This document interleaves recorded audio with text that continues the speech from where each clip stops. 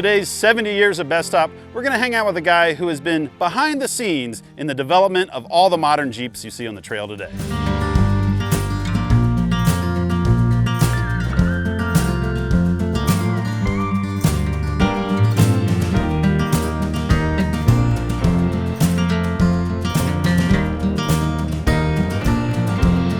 When I said we were going to hang out with somebody that was influential to modern Jeeps, I was talking about my buddy, Mark Allen. Mark Allen has worked at Jeep for almost 30 years in the Jeep design department. In fact, it was just last year that you retired. Yes. And over those years, you worked on just about every Wrangler. Yes. Yeah. YJ? Starting with TJ. Okay. And then JKJL. And Gladiator? Gladiator. So, the first time I met Mark was actually out here in Moab, Utah. We were out four-wheeling. Do you remember what you were driving back then? Well, it was probably, I think, 03 was the first year I was out here, and believe it or not, we built up a Liberty. I think the first time I was out here, I actually wasn't in a Jeep. I think I was in my clampy Toyota truck. You were. But one of the best parts about coming to Moab every year was that Jeep would have these really cool concepts. And Mark was kind of behind that because he's not just a Jeep designer, he's a Jeep enthusiast. And I think it's gonna be a lot of fun to drive around this thing, let Mark tell us some stories, give him an opportunity to drive it, because driving one of these is way different than driving a modern Jeep. But Mark has actually been behind the wheel of a lot of cool stuff. So let's go wheeling, tell some stories, see where we end up. Love it. All right, let's go.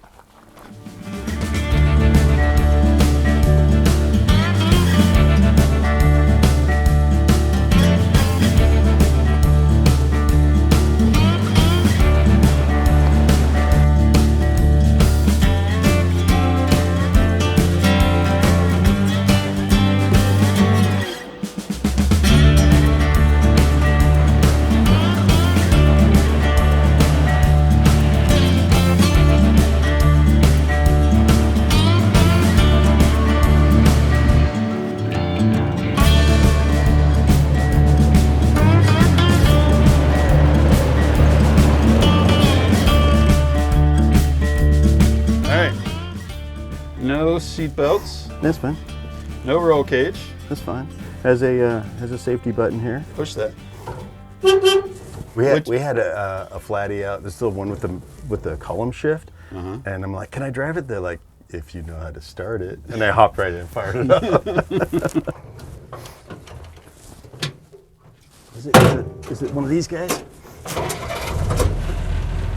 I knew Mark would get it. My lawnmower is more complicated. Yeah. This is the first thing I've driven with a manual choke in years. I didn't even see it. It's like right here. Oh yeah. It's warmed up now, but this is the lighting. Yeah. It's so right. good. Let's go for a spin. Cool.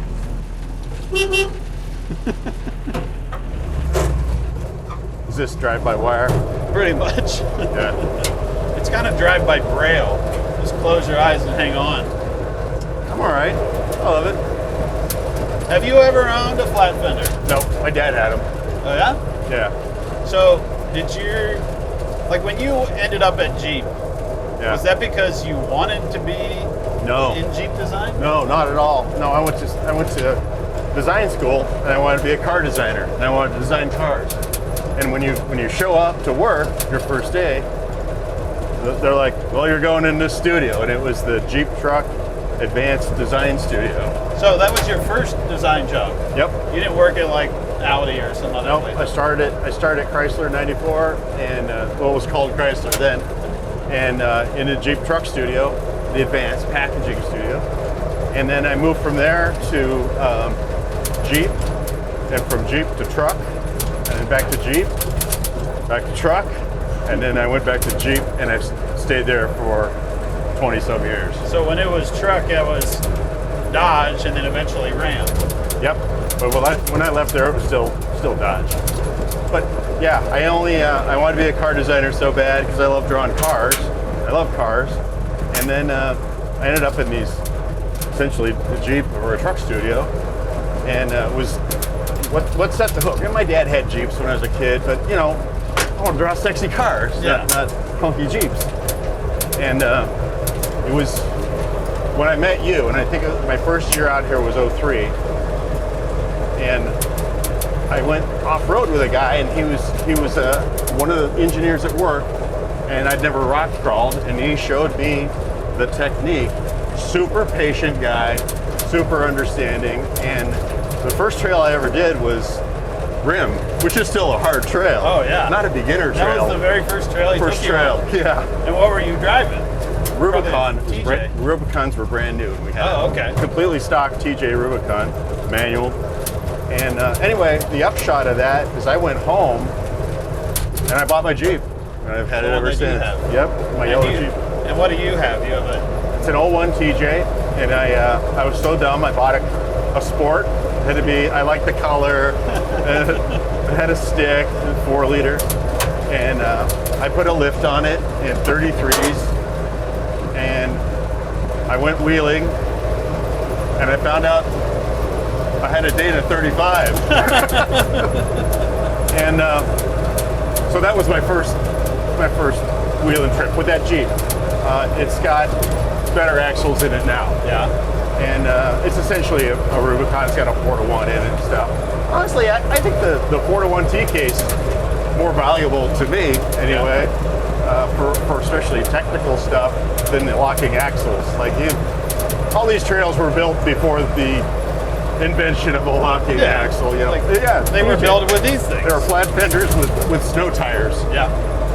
And and I remind people that all the time, like, you don't need a Rubicon to go run the Rubicon. Yeah. It makes it easier, Oh yeah. but it's not necessary. In fact, the first time I ran a Rubicon, they were disguised TJs, and the disguise was a bra, like a black bra in the front, with square cutouts for the headlights, and it fooled everybody. Because back then it was all YJs. YJs. And so with the square cutouts, people thought it still had a square headlight. YJ, Mark's opinion, the most important Wrangler ever.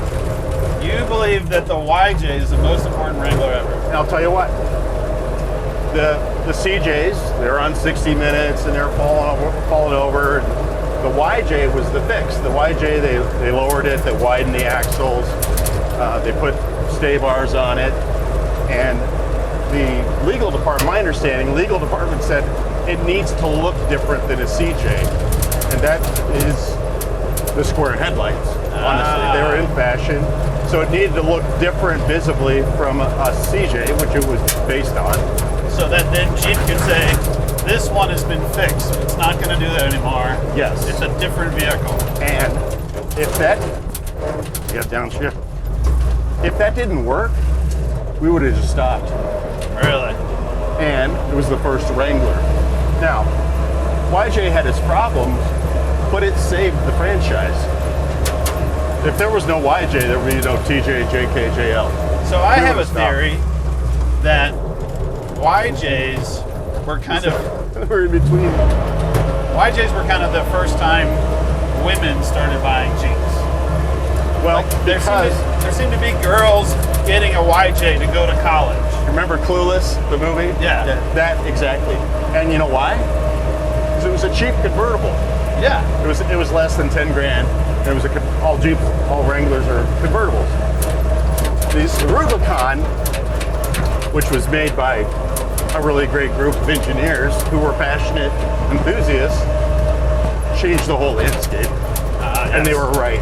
They were told up front, because they pestered the brand to build the Rubicon, and they were finally so persuasive, and the brand said, okay, we'll do it. We'll sell 3,000 the first year, and it'll drop off from there. Rubicon remains like 35% of our sales. If YJ didn't work, there'd be no Rubicon, there'd be no competitive Broncos and stuff like that. It was just that whole thing would have died. It would be gone. Yeah. So even though people like me make fun of the square headlights, the YJ is actually the Jeep that may have saved the Jeep brand. I'm just saying it's a really important part of the story. Yeah. It really is. So, and then the four-door. The four-door was like the next big step. And I gotta tell you, I was watching that happen, like, I don't don't know. I'm kind of on I like short wheelbase and nimbleness, and the four-door's not that. So I didn't see it. Did you sketch the four-door, or was it like some other person in the studio? So the who kind of pushed for that? JK was developed by a different team before. They were a different studio. Okay. So my involvement on the JK was when we did the refresh, and I was running the studio at that point. The 10th anniversary was a super important thing for us. We did, steel bumpers and a heat reduction hood, and the capability to put a winch on it, stuff like that, a better top, et cetera, et cetera. And honestly, like the thing we're driving is that this Jeep is the kind of tops I remember, and even through YJ, the tops were more like assembling a tent. Yeah. And then the JK was a leap forward in how the top works, and then the JL again another leap forward. The top now on a JL, one person can put that top up and down really fast. I love the Safari look of the top. Yeah. I remember it was Bestop came into a meeting, and they were showing us how that top worked, where there would be no C-pillar or D-pillar on a four-door. And then we'd have the cantilever JL. Yeah, sorry. So, like, if people don't know this, Bestop doesn't just make soft tops for aftermarket. They make the top that you get on the factory Wrangler. Come on, baby. Yeah. But they came in and they were nervous about showing me how that top worked, the cantilever back, and how quickly it folded down and stuff. And they're like, "What do you think?" And I'm like, "So you're saying you want to make the top better?" I'm all in. They were nervous, and then we went ahead. So, when, like, as a designer, do you hand Bestop a drawing and say, we need a top that looks like this? Or did they come to you and say, here's what we're thinking you guys should do, and you kind of, or is it a kind of a little bit of both? Like a lot of things on a Wrangler, Yep. it's got to be function first. It's got to be engineering wants this. It likes to pop out a second. Yeah, I got that. And we're there just to guide. Yep. Right? You kind of gotta let it happen a little bit. Yeah. And I'm fine with that. There's Jeep's super modular. In fact, we put some bolts on it. I've said forever, if we put a threaded hole on a Wrangler somewhere, the aftermarket will. There we go. Come on, baby. We put a threaded hole on it somewhere, the aftermarket will find something to bolt to it. Oh yeah. So true. actually on the cowl of the JL, there's a couple bolts that be able to pull that cowl panel off, and there's all kinds of stuff that goes on there now.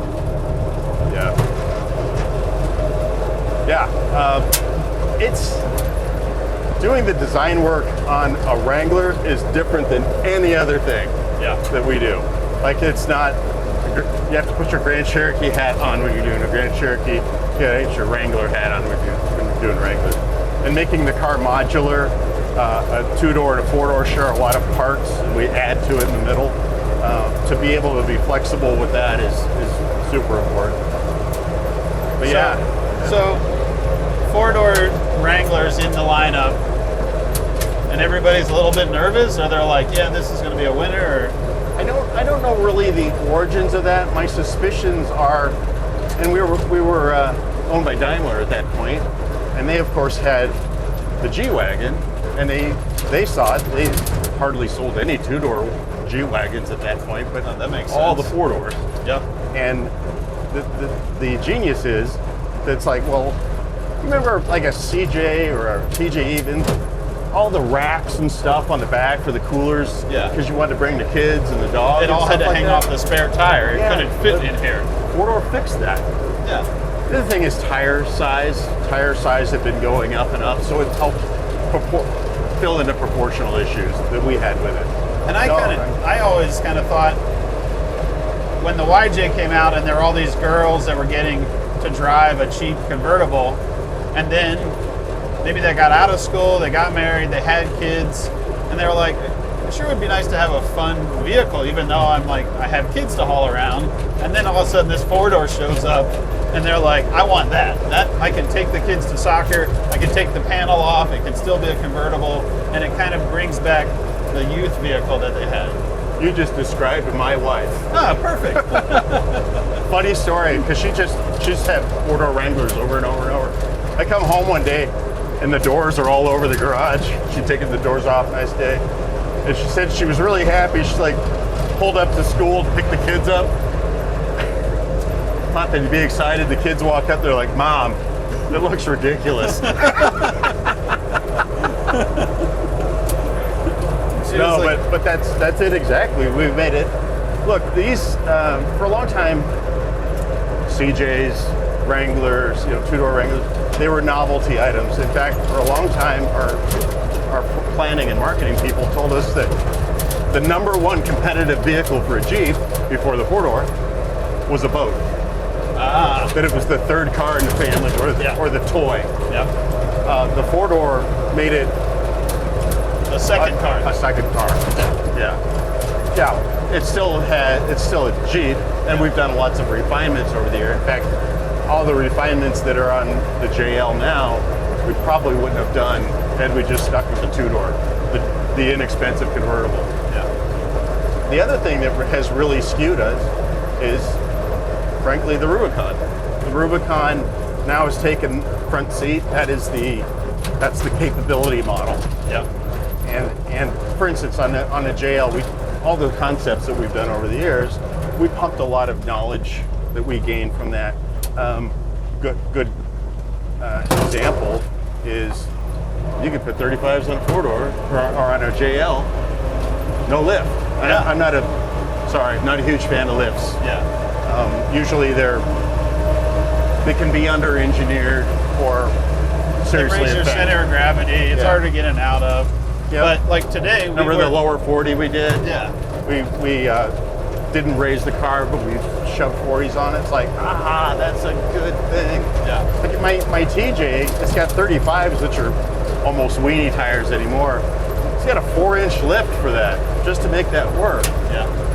Today, at the concepts, they showed us a two-door JL on 35s, and they're like, this is what we're now offering. And I was like, awesome. Yeah, super. Yeah. Hopefully that helped that happen. Yep. Yeah. What was your favorite of like your Moab concepts that you built over the years? Is there one that you wish you could have taken home? There's like 5 of them. Okay. But what are your top 3? We did a Wagoneer.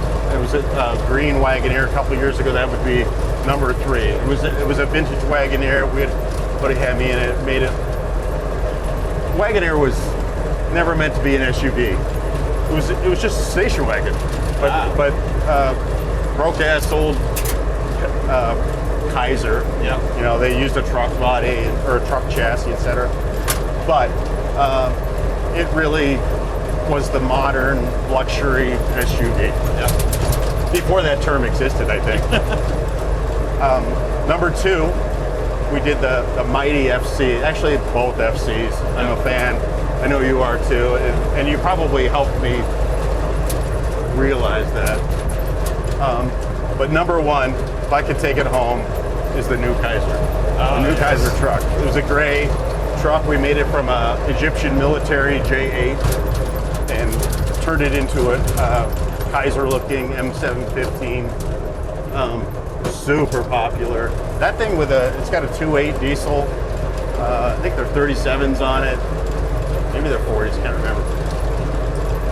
It's been a few years, but it looks cool. It works great, and it just has cartoon character to it that I love, and that would be the one.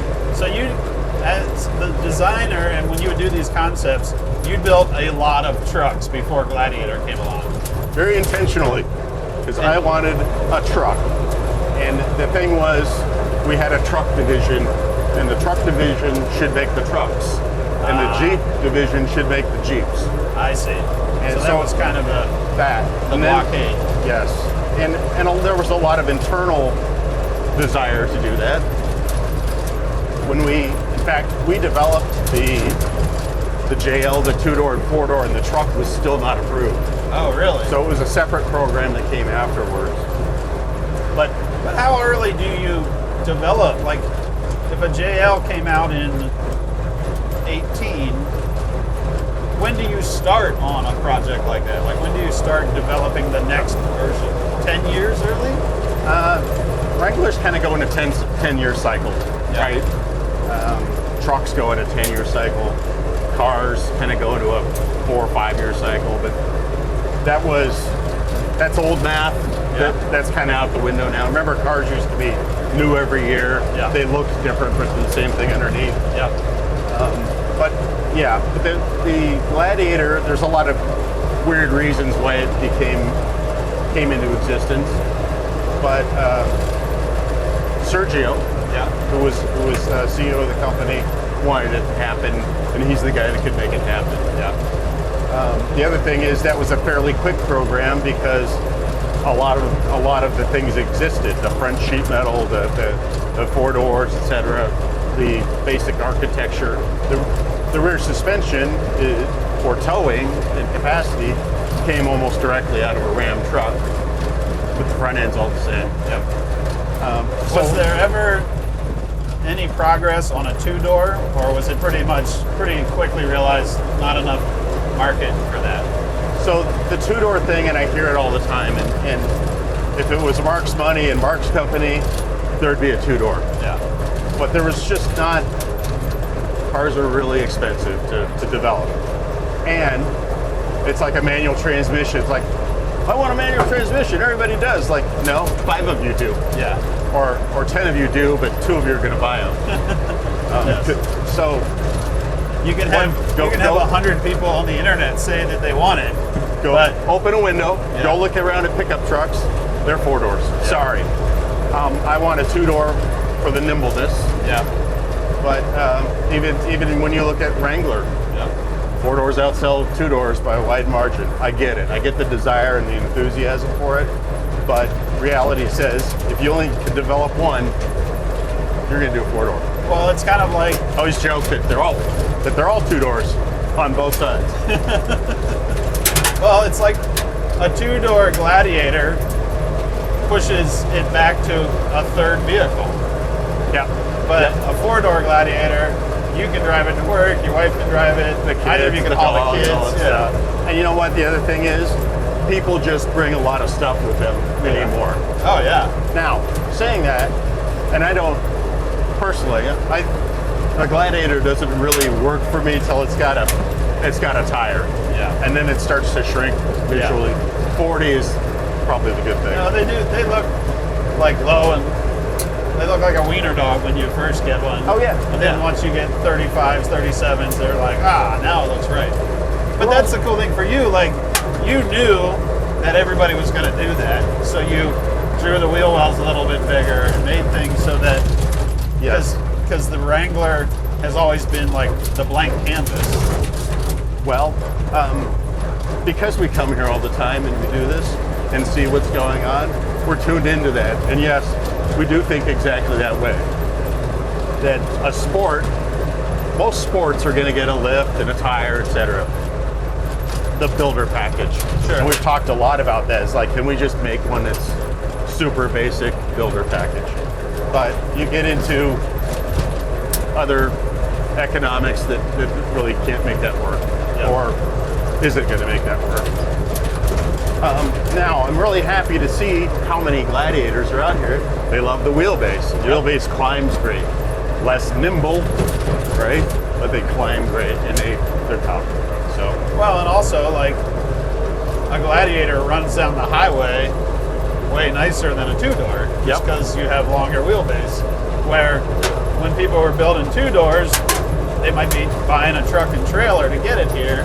Where in a Gladiator, you're like, I can drive that thing 80 miles an hour across Utah to get to Moab. But we're still Americans, so the bed's full, and there's a trailer too, because we bring all the stuff. It's true. All your Yeti coolers and stuff. So, yeah. And the dog and kids and No, you know what?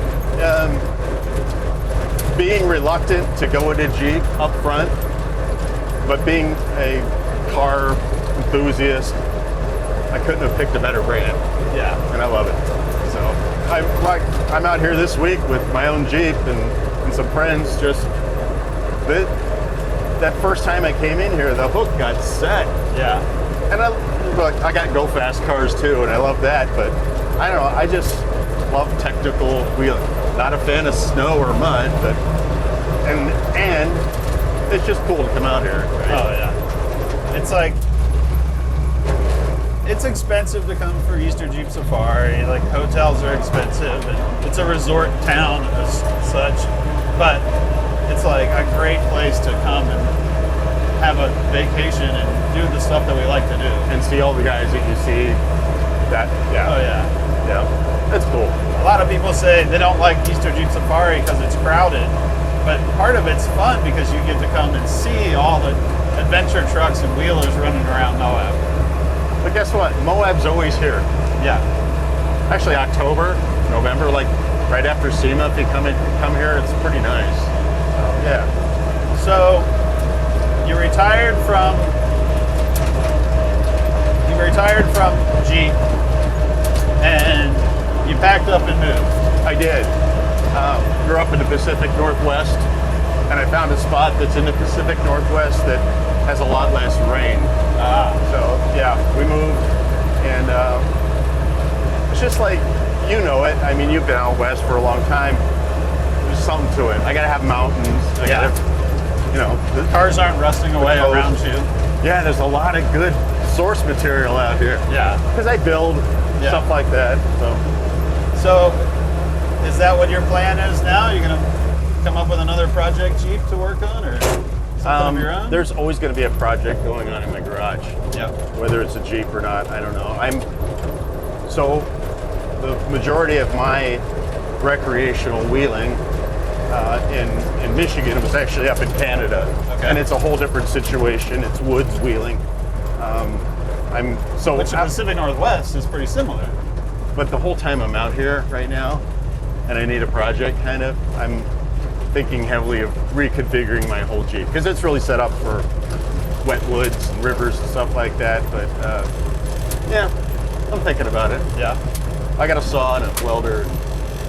We'll see what happens. Do you own any of the JK, JL, Gladiator, any of those vehicles?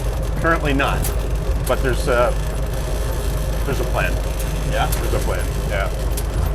If you want a 392, go get one soon. Yeah. They're not going to be around for long. Yeah.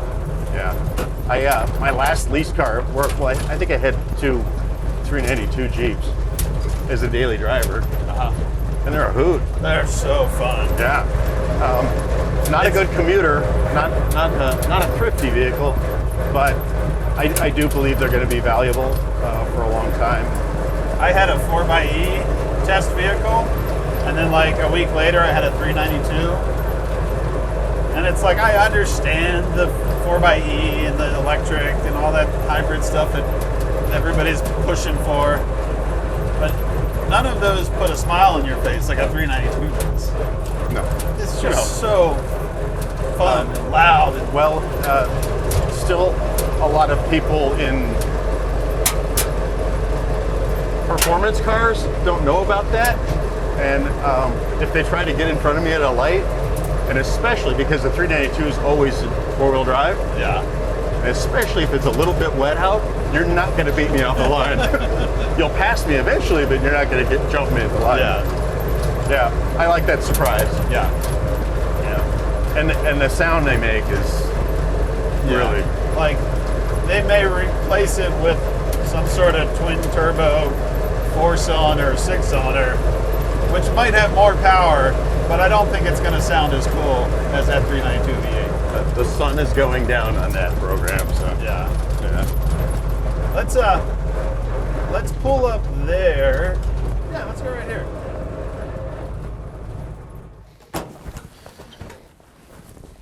So, before you tell us the iconic CJ3B looks and styling, didn't work on this one.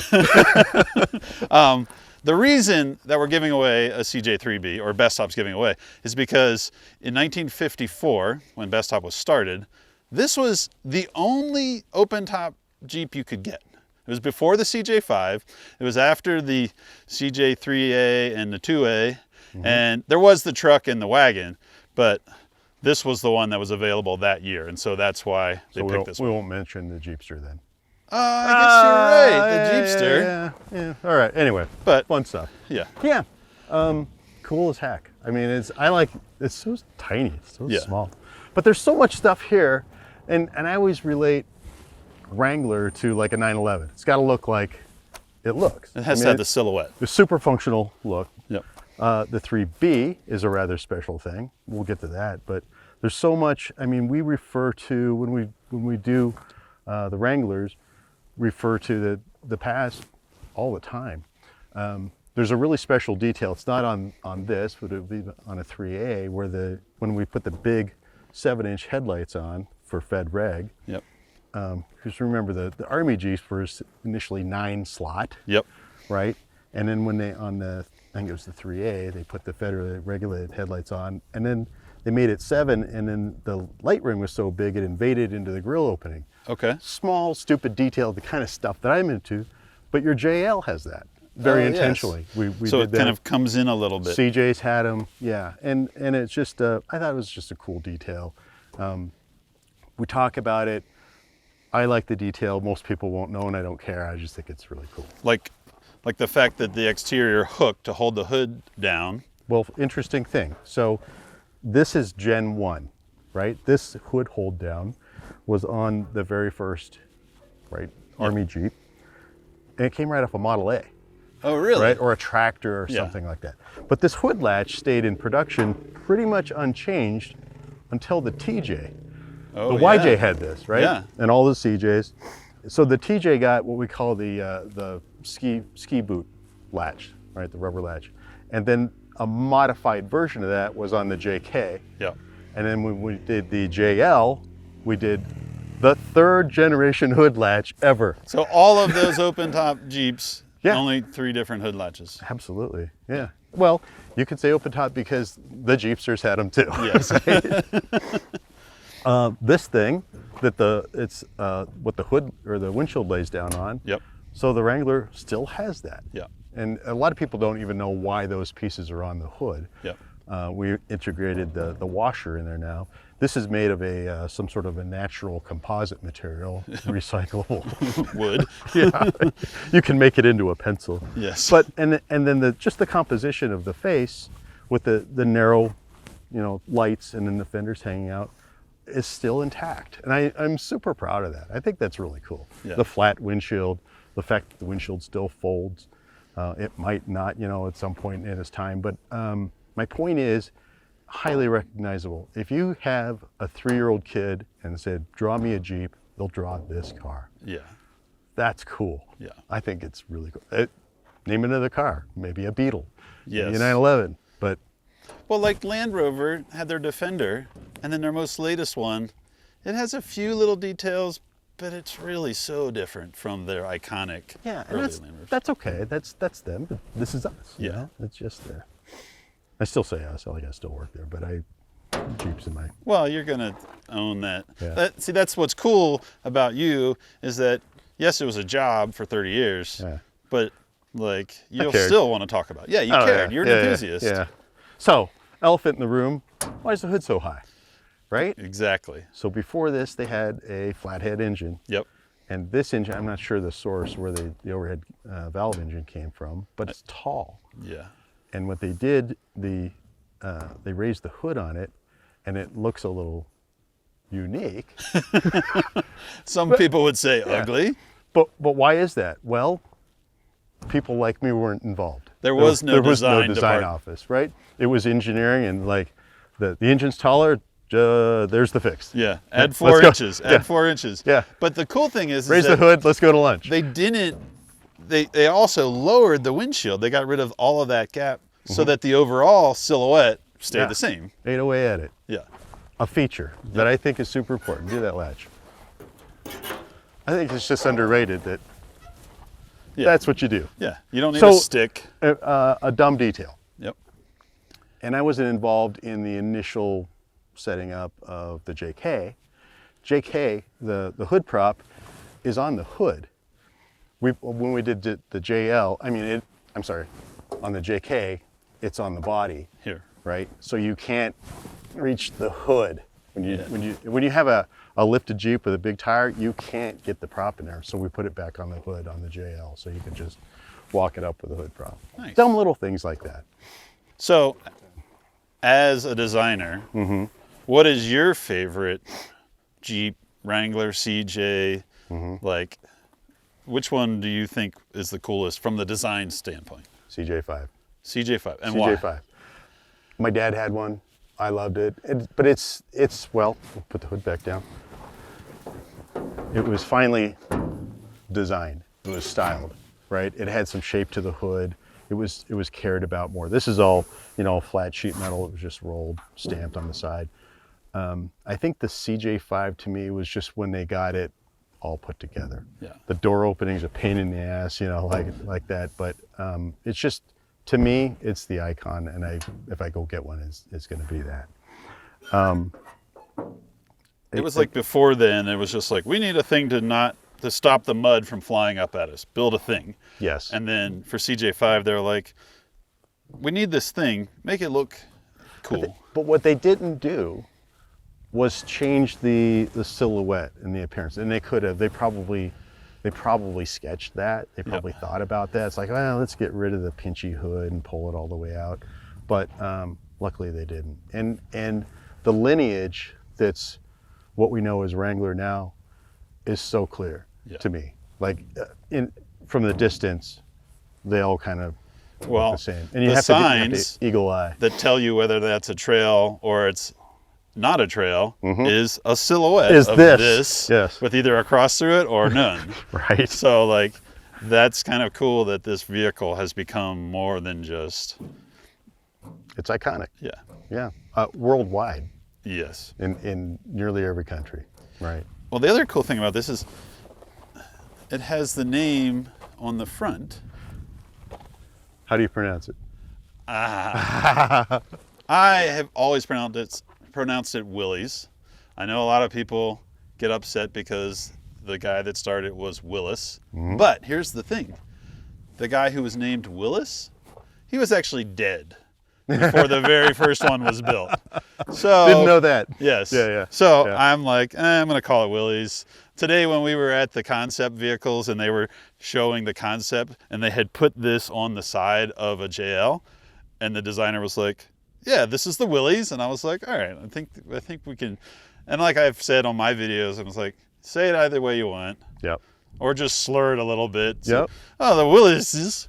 Well, how do you say it? What I say Willies. Yeah. And because I always have since I was 5, right? I know it's technically a Willis, but who calls a Caterpillar tractor a Caterpillar? That's right. It's a cat. Yep. Federal Express is FedEx. In fact, they just changed their name to be FedEx. Yeah, stuff like that. Yeah. So it's whatever we say it is. Right. Right? And it gives us something to argue about. Oh, yeah. I agree. What's your least favorite Jeep for design? For design, I'm not a fan of the Jeepsters. Yeah. I'm not. Don't you have one now? No, I'm going to go root around the backyard. I had one, and I actually sent it down the road. But what about... I don't mean to offend anybody. It's just you asked, like, it's the least cohesive in design. What about the Commando that doesn't even have... Yeah, it has like a Chevy pickup front end on it. Like you can't tell if it's a Scout or a Jeep. I appreciate them. I can tell, but it's a mishmash of stuff. It's actually, there's CJ fenders on it, right? Yeah. Oh, not on that, not on the bull nose. That one's I love the bull nose, but it definitely... It wouldn't be my first choice. Yeah. Yeah, so whatever. Let's talk about this real quick. Because I get asked about, it's like we talk about the trapezoidal wheel openings. Yeah. And why does Jeep have those? It's because of that. And really, that was like a late development, when they were first putting the prototypes and mules together. And they had round fenders, and they just needed a mud guard. I'm not quite sure why this dives in like this. Yeah. Why they got to that solution. And then CJ5, it doesn't really. No, it's flush. Yep. But the trapezoidal wheel opening we talk about all the time is, of course, front and back from the YJ on. But it's just a subject of that shape. And it's really, I think the General's getting mud on him and they had to fix something and somebody got a piece of sheet metal and bent it and So this one and a lot of the early flat fenders have a round rear wheel opening. All the way till YJ. But have you ever seen the military concept that did have kind of a more squared off? I guess I don't. It's they never made it, or they only made a couple prototypes. Yeah. But it's like a little bit longer, a little bit wider, and it has like a taller tire. It has like a Highline hood. Yep. And it has the more trapezoidal wheel opening in the back. Well, the early prototypes had car front ends on them. Yeah. Right? And you got to remember, they weren't trying to create a brand. No, they were just trying to make a vehicle. They were trying to fulfill a contract, Yep. right? And it's like the Space Needle was just going to be for 1 year. Same thing. It was not meant to be a brand. In fact, even the name Jeep, you know, the different theories where that name came from. It's not somebody's last name, Right. right? It was almost a nickname. Yep. To the General vehicle. purpose. Where did the name come from? The Popeye character, maybe? Yep. I don't know.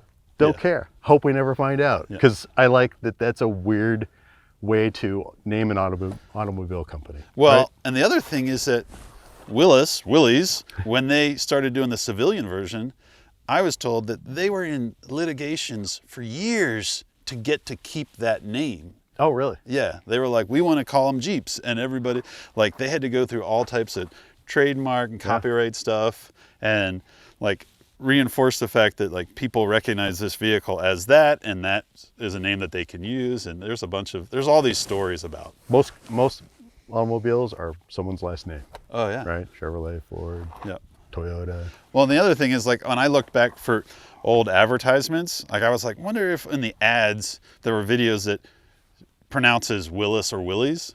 None of them say it. They just say Jeep. Jeep. Yeah. The Jeep. Yep. The Jeep. It was the Jeep. Yep. Yeah. Yeah. Really, and then even the second product, consumer product from Jeep was the wagon pickup truck. Yeah. And then eventually the Jeepster, I think, came along. And right? even the wagon pickup truck were pretty bare bones. Like, they said a lot of the design for the wagon was just because it was easy to stamp. That's true. That's true. It was Calvinator and UC refrigerator design and some of that. But I don't know if this is fact or not, but the pickup truck was probably the thing. It had to have a GVW and load carrying capacity. So when they made the wagon, it was probably, they wanted a station wagon, but they used pickup truck parts, and it had to be in four-wheel drive, and voila, they made the first SUV. Yeah. But they didn't intend to. Nobody was calling them going, we need a four-wheel drive SUV. They were just saying, we need a station wagon. Yeah. And they're like, and it was called station wagon. Is it cool right? if it's four-wheel drive? Yeah, sure, we don't care. But it's really the template for what we know as SUV now. Oh yeah. And then when they made a nicer version, the Wagoneer, and again it was shared with truck, it had all the truck parts and chassis, they made it a bigger SUV with an automatic transmission. Oh my gosh. Yeah. All right. It's cold out here, and this doesn't have a heater. I have one more thing I want to do before we wrap this up. Yeah. So we're going to give this Jeep away. Someone's going to win this, but they're probably not going to get to look at this thing all the time. It's going to be in their garage, in their driveway or whatever. So as a designer, I want you to, I have some supplies. I want you to sketch this Jeep so that the guy or woman that wins this can have a little drawing of it by Mark Allen, that on their desk or in their living room or their bathroom, if need be. And you can draw something up, and then I'm going to have you sign the inside of the hood so that all the people we interview will get to sign it. Awesome. All right. All right. I'll see if I can sketch You it. remember how to do all Well, You've been retired for what? 4 months? Yeah. Are you going to let up, or you just keep going? Go for it. All righty. We'll see if we can get this Jeep on here. One time I was out to dinner with Mark, and I was like, can you draw me a Jeep? And I just took the napkin. I don't even know if I asked you or what, but you did a sketch of a little old Jeep on the napkin. Yeah. And the napkin had like barbecue stains on it as well, because we had just had ribs or something. But I took that thing home, and I think I have it hanging up in my office. You put it right in the garage sale. Yeah. I put it right in the wash, and it washed it right off. So when you were a kid in art school, or design school? They weren't like draw a Jeep. They were like you wanted to draw. Oh yeah, I want to draw cars. You know, like long, slinky. You have cool. a sports car, though, don't you? Yeah, yeah. You have a hot rod. Yep. I have the weirdest hot rod. It's a '73 AMC Javelin. But you made it look not Javelin. You like changed the front of it. The Javelin has like this super long nose thing. Yeah. And you like There's that. changed that up a bit. Yeah, there's that. Yeah. Like I said, I love fabricating and modifying. And it was like a 6-year project, and Yeah. came out pretty good. Did it change in 6 years? No, you know what? In fact, it's funny. A boss of mine, an old boss, ran into me. I was at Cars and Coffee, and he walked up. He'd never seen the car, and he says, "This is fantastic." He says, "Where did you start?" I said, "With a sketch." And he says, "Yes," and that's absolutely true. And I still have a sketch. It looks exactly like the sketch. Oh, wow. Yeah. The plan. Yeah. You know. See, most of the time when I build stuff, I like have a vague idea and I start at it, and then it's like, oh, we should do it this way. You deviate from the plan. Yeah. But I also don't usually do a sketch. Well, you do one in your head, though. Yeah. Yeah, I everybody think does. Like if you're building a deck or you Yeah. know whatever, a mailbox, you're going to do that. I think I've always kind of thought of little details that I wanted it to have, but not always the big picture. Yeah. And then it got kind of just morphed from there. Do you draw now that you're retired? Like, do you ever just sit down and I doodle? draw nearly every day, Yeah? and drawing is for my craft. It's just thinking, Yeah. right? It's it's how we communicate. It's our language, Yeah. right? And you're just working things out.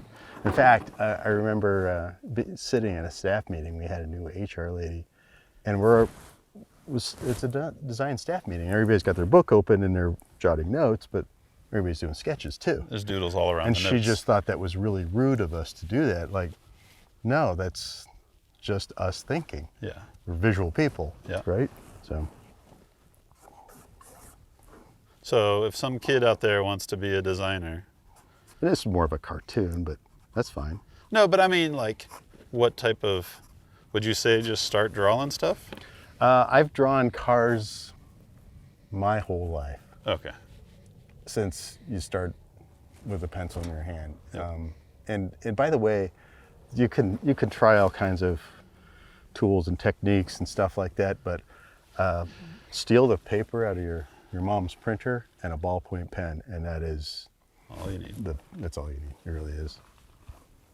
Now, you know what? I should put the top on this. Oh, yeah. Yeah? Bestop. I don't know if I've ever put a top on one. Won't do the doors, but we'll do the best top. Have you ever seen the CJ3Bs where they lower the front of the hood? There was like, I have seen that. It's odd. it's very odd. Yeah. Because then instead of like this silhouette, it has like this downward sloping front nose. Yeah. All right, let's get some detail. So what I've done there is just sort of laid out the composition. Now it's time to detail it out. This car doesn't have windshield wipers. That's really weird. It doesn't have any mirrors either. No, we had a car out here one year. It was that green Willies wagon we put on a TJ chassis, and it didn't have wipers, and I had to drive it probably 20 miles up that canyon one dark morning with no wipers. It was raining. Like, this is rough. Yeah, you don't need any goofy special tools to draw, and like I said, and every fabricator, anybody who makes, I don't care if you're a carpenter or whatever, you draw, you think in 2D. I think that my dad, who's a farmer, he said he really had a big plan of me being an artist. Mm-hmm. But the one piece of advice he always said was, if you want to be an artist, you got to make art. Yeah. And whether you want to design Jeeps or build rock crawlers or... There's several things that are art. It's not just drawing, painting. Well, that was the other thing that was funny. Like, we would go out in the field to rake hay, and he'd be like, be an artist about it. Like, think about what you're doing. Yeah. And then, like, I went away to college, and I came home, and I was like, Dad, I'm going to be an art major. And he was like, bah! No, you're not. I was like, you've been telling me to be an artist my whole life. And I'll tell you what was, when I was in art school, and I went to art school, that's how I got into it. You're in an environment with sculptors and painters and graphic artists and weavers and stuff like that. And they're all really in it for the art. And you're in it because you want to get a job, yeah. right? And for us, it's almost like a technical school. Yeah. But you're also immersed in color and fabric and photography and graphics and all that stuff, which you need in designing an automobile, but you also need you don't need a heavy engineering technical background, although you get some in art school. I had, because I was an Air Force mechanic and worked on my own cars and stuff. It's an advantage knowing how this gets attached to that. And I don't. When I was in high school, I would tell the counselors I wanted to be a car designer, and like, well, then pack up, get all the math in you can. You're going to need it because you need to be an engineer. Like, well, that's not going to happen. Well, I think one of the things that you did as the head of design was you would bring designers out here and Yes. take them four-wheeling. Yes. And as an off-road guy, and a Jeep fan, that was so important because you were taking these guys who were drawing the cars and making them understand why you needed good visibility and why you needed to be able to have a bigger tire fit in the wheel well.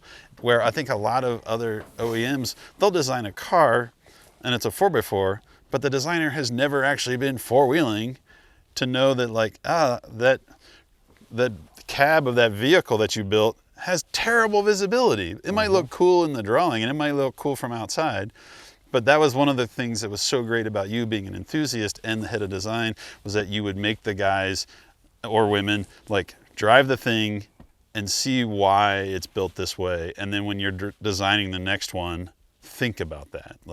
What I got was understanding. Yeah. Because I'm back at work, at home, in the studio, and I'm talking about this stuff, but it's coming out here and seeing it, it's hands-on. I get it. That's why, the hood prop rod should be here, because we always have burritos on the motor and stuff like that. Or every designer seemed to come out with a drawing of a 4x4 with huge wheels. Mm-hmm. And you come out here with 22s and they're destroyed and there's no sidewall. Thankfully, engineering would stop that from happening. So they're friendly. But one of the things, the tasks I always made the designers do in the studio is I would bring a Jeep in, okay, a hard top, soft top, didn't matter to me, but get the top off. Well, how do we do that? Figure it out. Yep. And because everything is there, there's tools and stuff like that. And then some of the guys, and then they came up with these little organizers. They had all these bolts and oh, let's put this organizer in the back that has, they have to take the doors off and they can put them all in there. Put them all in there. That's a simple, stupid little thing, but if I didn't make them do that, it would never come up. I'm like, that's genius. Yeah. Right, a little organizer. Those kind of details are magical. Yeah. I think. I got to tell you a funny story, a hood latch story. I've probably told you this before, but I insisted when we did the new hood latches, and you only get to do them every so often on a regular, that, just going four-wheeling out doing this stuff, eventually you get a winch out. Yep. And you plug the controller into the winch, a wired controller, obviously. Yep. You plug it into the winch, you unlatch the hood latch, you tuck the cable in there and relatch the hood latch. So it doesn't wind it around the mirror and inside. Right. So it doesn't get wrapped around your tire. Everybody does that. Right. And I when we did the new hood latch, I'm like, I want to make a kind of a feature out of that and have the cord go through and have these notches. Fine. Cool. That turned into such a big deal. And it ended up, the engineering, the guy that was doing it, he says, I don't want to do that. And I said, no, it's totally safe. It's going to be okay. We'll figure it out. And we went back and forth, and I went into a coordination meeting once, and they had all the safety people there. Oh, jeez. And they said, we've reviewed this, we've looked at it, and we've decided, no, you can't do it. I said, explain to me why. He says, well, you can't unlatch the latch, the hood will fly open. I said, how? I said, there's 2 more. It has 3 latches. Yeah. It has 2 more. And I said, by the way, why would the hood fly up? He says, well, as you're driving, the window catch, the hood will fly up. I said, I'm stuck. That's why I have the winch. He says, well, I don't know that. I said, well, then shut up.